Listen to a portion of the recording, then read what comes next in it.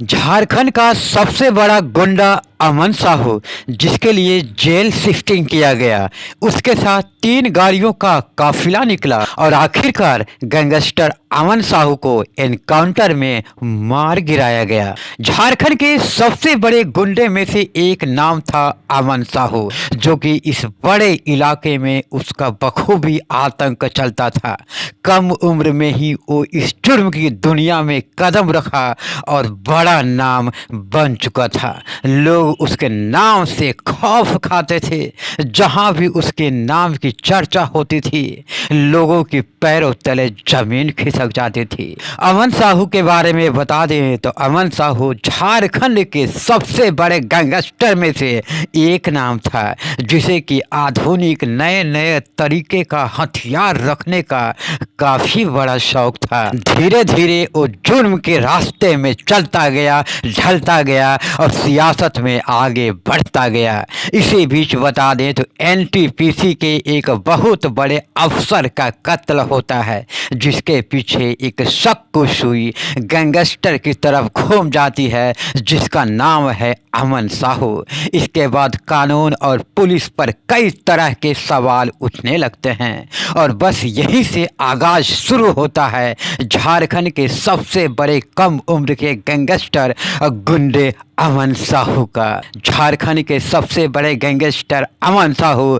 दुनिया का वो खिलाड़ी था जो कि बेमौत मारा गया। 11 मार्च 2025 चैनपुर, झारखंड का पलामू जिला। सुबह का वक्त था। झारखंड पुलिस की कई टीमें उसके दस्ते के आगे और पीछे चल रही थी कि पड़ोसी राज्य छत्तीसगढ़ की रायपुर जेल में बंद कुख्यात गैंगस्टर अमन साहू को झारखंड सही सलामत लाने के लिए तैयार खड़ी थी। पुलिस की एक बोलेरो और साथ ही 2 वीआईपी स्कॉर्पियो का काफिला जेल के बाहर तैयार खड़ा था। पूरी तरह से कागजी कार्रवाई होने के बाद झारखंड का गैंगस्टर अमन साहू को स्कॉर्पियो में बैठाया गया और एसटीएफ के 2 हथियार बंद जवानों के हाथे थमा दिया गया। उस कार के आगे पुलिस की एक बोलेरो चल रही थी, जबकि एक वीआईपी स्कॉर्पियो पीछे चल रही थी। 3 गाड़ियों के इस काफिले में झारखंड एसटीएफ के करीब 15 से 20 जवान शामिल थे, लेकिन कुख्यात बदमाश और झारखंड का सबसे बड़ा गैंगस्टर अमन साहू को लेकर काफिला रायपुर से निकल चुका था और काफिला बड़ी खामोशी के साथ झारखंड बॉर्डर की तरफ बढ़ता चला जाता है।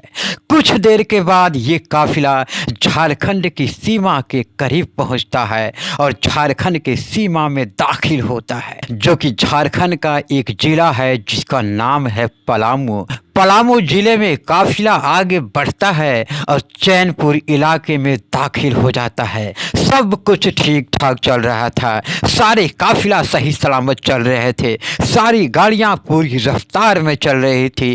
3 वीआईपी गाड़ियों में झारखंड के सबसे बड़े गैंगस्टर अमन साहू को लाया जा रहा था कि तभी अचानक रास्ते में एक साथ तीनों गाड़ियों के ब्रेक लग जाते हैं। एसटीएफ के जवान कुछ समझ पाते कि आगे सड़क पर दिखाई दिया एक गिरा हुआ पेड़। तीनों गाड़ियां एक लाइन से खड़ी हो गई। सारे एसटीएफ जवान अलर्ट हो गए। उस 3 वीआईपी गाड़ियों के ठीक बीच वाली गाड़ी में बैठा था झारखंड का सबसे बड़ा गैंगस्टर अमन साहू कि देखते ही देखते अचानक बीच वाली गाड़ी में काफी हलचल होने लगी। आगे पीछे दोनों काफिले में बैठे जवान कुछ समझ पाते कि अमन साहू एक जवान का इंसास राइफल छीन लेता है और ठीक बगल में बैठे हुए एक एसटीएफ के जवान को जोरदार धक्का मारता है और गाड़ी का दरवाजा खोलते ही भागना शुरू कर देता है। जब एसटीएफ के जवान उसे रोकने की कोशिश करता है तो अमन साहू उस पर जवाबी फायर करना शुरू कर देता है। अमन साहू के फायर करने से एक जवान घायल हो जाता है। वहीं हमले के बाद फौरन एसटीएफ टीम जवाबी कार्रवाई करती है और अमन साहू को निशाना बनाकर लगातार फायरिंग शुरू कर देती है। बस यही वो वक्त था जब अमन साहू पुलिस की गोलियों का शिकार बन गया। और इस मुठभेड़ में झारखंड का सबसे बड़ा आतंक, सबसे बड़े गुंडे गैंगस्टर अमन साहू का आतंक समाप्त हो गया, यानी उसे एसटीएफ के जवानों द्वारा मार गिराया गया। मुठभेड़ के बाद एसटीएफ के जवान राकेश कुमार घायल हो जाता है, जिसे कि मेदिनीनगर यानी डाल्टनगंज के ही शहर अस्पताल में भर्ती कराया जाता है। बताया जा रहा है कि एसटीएफ के काफिलों को रोकना और अमन साहू के गुर्गे की साजिश थी। अमन साहू के गुर्गे को कैसे पता चला कि अमन साहू अभी झारखंड के पलामू जिले में पहुंच चुका है। वो अमन साहू को छुड़ाकर ले जाने के फिराक में थे। अमन साहू जैसे ही झारखंड के पलामू जिले में पहुंचा कि तीनों काफिला एकाएक सड़क पर खड़ी हुई और अमन साहू एसटीएफ के जवान का इंसास राइफल छीनते हुए भागने का फिराक में बाहर निकल जाता है। जब पुलिस ने मौके और वारदात पर सर्च ऑपरेशन चलाया तो वहां से 2 बम भी बरामद किए गए। बताया जा रहा है कि ठीक इसी जगह पे अमन साहू के कई गुर्गे थे जो कि जंगल में छुपे हुए थे। अमन साहू ने महज 17 साल की उम्र में जुर्म का रास्ता कबूल किया और फिर उसने पलटकर पीछे कभी देखने का मौका नहीं लिया। हत्या, रंगदारी, लूटपाट और वसूली जैसे काम को अंजाम देकर वंडर वर्ल्ड का बड़ा डॉन बनते हुए आगे का रास्ता अपनाते गया। यही नहीं, वो खुद को अंडरवर्ल्ड डॉन लॉरेंस बिश्नोई का करीबी भी बताया जा रहा है। अमन साहू के बारे में बता दें तो अमन साहू झारखंड के एक छोटे से गांव जिसका नाम है मतबे का ही रहने वाला था। झारखंड की बात करें तो झारखंड में अकेले अमन साहू के खिलाफ 100 से ज़्यादा मामले कई थानों में दर्ज हैं। असल में अमन पहले एक हार्डकोर माओवादी बताया जा रहा है, लेकिन साल 2013 में अमन ने अपना खुद का एक गैंग बनाया और इसके बाद अमन के खिलाफ कोयला व्यापारियों से कई तरह की लेवी, रंगदारी और वसूली, हत्या जैसे कई तरह के सैकड़ों मामले दर्ज होते चले गए। करीब 2.5 साल बाद छत्तीसगढ़ के कोरबा में अमन साहू के कई सदस्यों ने बर्बरिक ग्रुप पर फायरिंग भी की थी। उस समय रायपुर के शंकर नगर इलाके में एक कंपनी के पार्टनर के घर पे बाहर गोली भी चली थी, जिसमें कि झारखंड के सबसे बड़े गैंगस्टर अमन साहू का नाम सबसे पहले आया था। आरोप है कि अमन साहू ने अपने कुछ शूटर रायपुर भी भेजे थे और उसकी हिट लिस्ट में शहर के कई व्यापारियों के नाम तक भी शामिल थे। इस घटना के बाद रायपुर पुलिस ने इस गैंगस्टर के 4 सदस्यों को भी गिरफ्तार किया है। अमन साहू के एनकाउंटर को एनटीपीसी के अधिकारी की हत्या से जोड़कर भी देखा जा सकता है। झारखंड के डीजीपी अनुराग गुप्ता के अनुसार बता दें तो गौरव हत्याकांड के सिलसिले में भी अमन साहू का नाम काफी चर्चा में आया था। दरअसल 10 मार्च को झारखंड पुलिस की एक विशेष टीम ने गौरव हत्याकांड मामले में अमन साहू को एक विशेष अदालत में पूछताछ के लिए छत्तीसगढ़ की राजधानी रायपुर ले गई थी। कहा जाता है कि अमन साहू लॉरेंस बिश्नोई को गुर्गे भी सप्लाई करता था और बदले में उसे कई तरह के हाईटेक तकनीकी हथियार भी मिलते थे।